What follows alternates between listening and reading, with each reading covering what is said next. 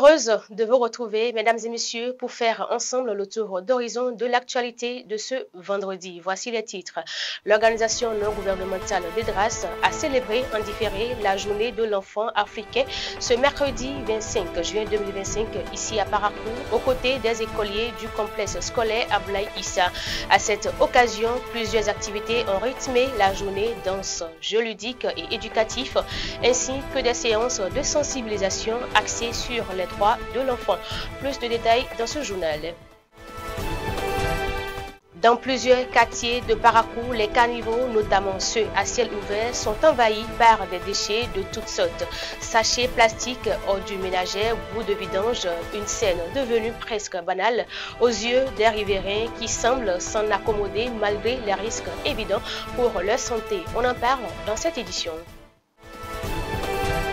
L'intelligence artificielle s'intègre de plus en plus dans le quotidien des citoyens. Entre volonté de modernisation, souci de gain de temps ou attrait pour la facilité, les avis partagés des Parakois sur la question sont à découvrir dans un instant.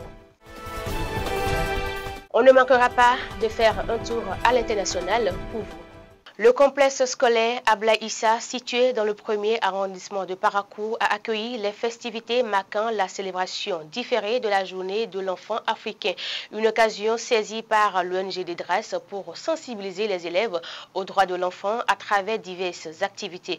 Jeux éducatifs, danse et de moments de partage ont égayé la journée, laissant de beaux souvenirs aux apprenants. Un reportage de Eman Houssoun et de Sabiou Chabi Adamou.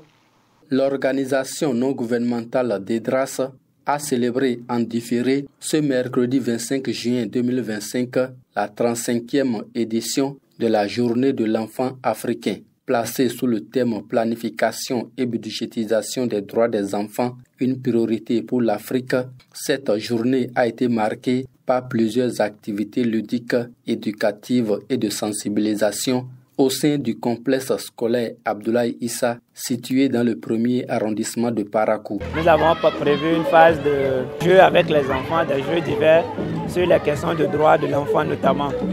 Et aussi nous avons fait une communication qui a porté sur l'importance de la délivrance des actes de naissance. Nous avons aussi fait des jeux qui reflètent le droit des enfants, notamment le droit à l'éducation, le droit à la santé, le droit à une identité, le droit à la vie. Donc tous ces éléments, nous avons essayé de les brosser avec les enfants et ce de manière ludique. Plusieurs autorités politico-administratives ont honoré de leur présence cette célébration. Elles ont saisi l'occasion pour dresser un message fort à l'endroit des parents et des enfants. Je voudrais donc lancer un appel aux parents et aux tuteurs pour qu'ils offrent à leurs enfants beaucoup plus d'attention, d'amour et des opportunités dont ils ont besoin. Aux enseignants, aux éducateurs, pour qu'ils accompagnent nos enfants avec respect et passion. Chers élèves, vous êtes la richesse la plus précieuse de notre continent. Nous avons le devoir de vous préparer un avenir solide, mais vous aussi, vous avez un rôle à jouer. Étudiez avec détermination, respectez vos parents et vos enseignants, cultivez la curiosité, l'honnêteté et l'amour de la patrie. À travers des jeux, des échanges éducatifs et des messages de sensibilisation, l'événement a permis de mieux faire connaître les droits des enfants à la communauté scolaire. L'enfant a le droit à la protection, l'enfant a le droit à la santé, l'enfant a le droit à un nom, l'enfant a le droit à la vie. On a fait des jeux, ils nous ont posé des questions et quand on arrive à répondre, on nous donne des cadeaux. Ils nous ont posé des questions sur les droits et devoirs de l'enfant. On nous a posé la question des droits de l'enfant. Après, les enfants ont dansé. Et chanté, les enfants ont dansé, on les a donné cadeaux. L'événement a également mis en lumière un problème préoccupant. Plus de 1000 candidats à l'examen du CEP 2025 sont actuellement sans acte de naissance. Face à cette situation, DEDRAS prévoit d'intensifier ses campagnes de sensibilisation sur l'importance de l'enregistrement des naissances. Par ailleurs, des sessions de formation seront organisées à l'intention des enseignants afin de les outiller sur le respect des droits des enfants dans leur pratique quotidienne. Dans plusieurs quartiers de la cité de Koubourou, les caniveaux, en particulier ceux à ciel ouvert, sont régulièrement envahis par des déchets de toutes sortes. Une scène tristement banale à laquelle les riverains semblent s'être habitués malgré les risques sanitaires évidents. Cette insalubrité favorise la prolifération des moustiques, dégage des odeurs nauséabondes et entraîne plusieurs maladies. En dépit des efforts notables de la Société de gestion des déchets et de la salubrité SGDS, la situation perdure. Les agents ne cessent de multiplier les opérations de nettoyage pour désengorger les caniveaux et améliorer l'environnement immédiat.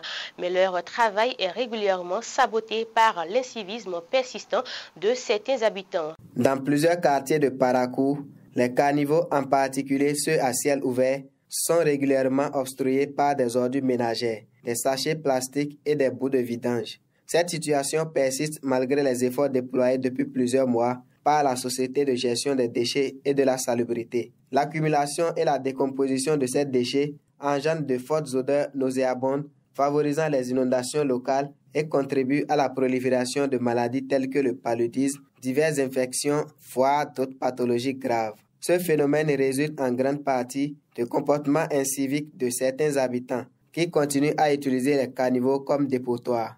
Aujourd'hui, nous trouvons l'état de nos caniveaux très sales. La population a encore repris les mêmes actes à verser ces mêmes déchets dans ces caniveaux-là, ce qui n'est pas bon. Le caniveau est mal entretenu, malgré que les gens qui ramassent qui balayent le goudron, ils font leur nettoyage, mais après tout, on voit encore que le caniveau est bouché. À proximité de ces caniveaux vivent des habitants qui, étonnamment, ne semblent guère préoccupés par le danger sanitaire que représente cette situation. Malgré l'insalubrité évidente, ils continuent à y déverser des déchets sans se soucier des conséquences sur leur propre santé. Face à cette indifférence, plusieurs passants interrogés lancent un appel à un changement de comportement. Je vais leur donner les conseils de ne pas faire ça parce que s'ils continuent de verser dedans, ça va encore nous donner les maladies, des microbes, parce qu'il y a des enfants qui rentrent dans les ponts pour dire qu'ils cherchent quelque chose, les faire, tout ça là, c'est autre maladie, ça va encore créer. Je conseille aux gens qui jettent des ordures dans les caniveaux d'utiliser tout simplement les poubelles. Donc cela évitera ce que nous constatons là. Il devient impératif de renforcer les actions de sensibilisation et de l'éducation civique dans ces quartiers afin de promouvoir une prise de conscience collective et durable. C'était à l'instant un reportage de Hubert Yorungobi et de Biosade Tokura. L'intelligence artificielle s'invite de plus en plus dans le quotidien des populations. En quête de modernité, recherche de productivité ou simple penchant pour la facilité, les avis sont partagés. À Parakou, certains saluent les nombreux avantages qu'elle offre, tandis que d'autres s'interrogent sur ses limites et les risques qu'elle pourrait engendrer. Face à cette évolution technologique, les perceptions varient selon les usagers et les générations. Pour en savoir davantage, une équipe de la rédaction est allée à la rencontre des citoyens de la 3e ville à statut particulier du Bénin. Ils sont au micro de Sharifatou Sani Orupiou et de Youssouf Amidou Amadou. L'intelligence artificielle. Aujourd'hui, il est vrai que beaucoup essayent de se simplifier la tâche en l'utilisant. Mais vous savez que l'abus en toute chose a des conséquences. Maintenant, à faire de l'AI, il est vrai que ça permet à plusieurs personnes de gagner en temps. Mais moi, je vois que les gens commencent pas à en abuser du genre. Tout ce qu'on leur donne, ils ne veulent plus réfléchir par eux-mêmes. Directement, c'est une solution toute trouvée. Et à cette allure, je crois que la paresse mentale finit par gagner tout le monde, pour ne pas dire tous les utilisateurs de l'intelligence artificielle. Et à la longue, je pense que nous aurons des cadres un peu légèrement plus intelligents que les moutons. Vu la modernité, tout le monde veut faire plaisir à son enfant. Je crois que c'est ça qui fait que les enfants, depuis le bas âge, ils ont déjà accès à tout, les ordinateurs, les portables et les tablettes. Bon, d'une part, ça éveille aussi les enfants. On ne refuse pas, mais seulement que les enfants ne veulent plus faire assez d'efforts.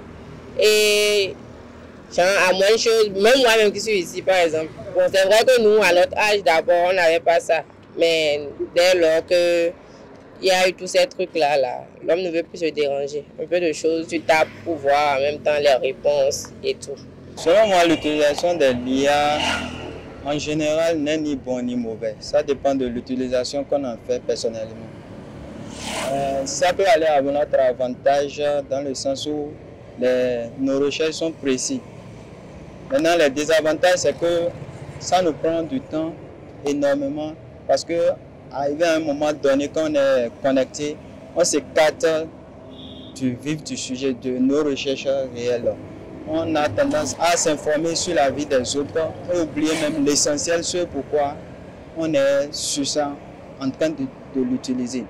Dans un sens complet, ça n'empêche pas aux enfants de bien penser. Au contraire, ça améliore leur manière de penser. Ça donne aux jeunes une qualité aussi de penser. C'est vrai, ça permet aussi de s'intéresser aux actualités d'autres pays, d'autres continents. Tout ce que nous faisons, le palais du 21e siècle, des découvertes, en réalité, sur ce plan-là, cette thématique-là, dont vous avez posé, ça pousse les enfants à la dérive. Et ça leur donne la facilitation de paresser, de vérité dans la paresse. Alors qu'auparavant, ce n'était pas ça. On n'avait pas cette technologie-là, mais pourtant, on avait des cadres émérites.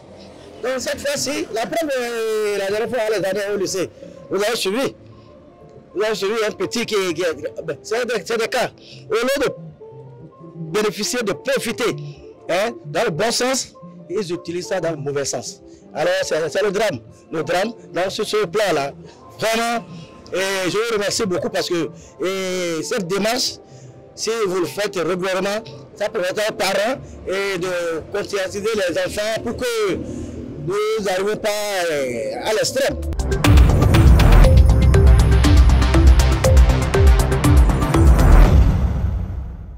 Le pire scénario après les frappes américaines sur les installations nucléaires iraniennes qui ont une efficacité réelle serait que l'Iran saute du traité de non-prolifération, a prévenu jeudi Emmanuel Macron. Ce serait une dérive et un affaiblissement collectif, a déclaré le président français devant la presse à l'issue d'un sommet européen à Bruxelles.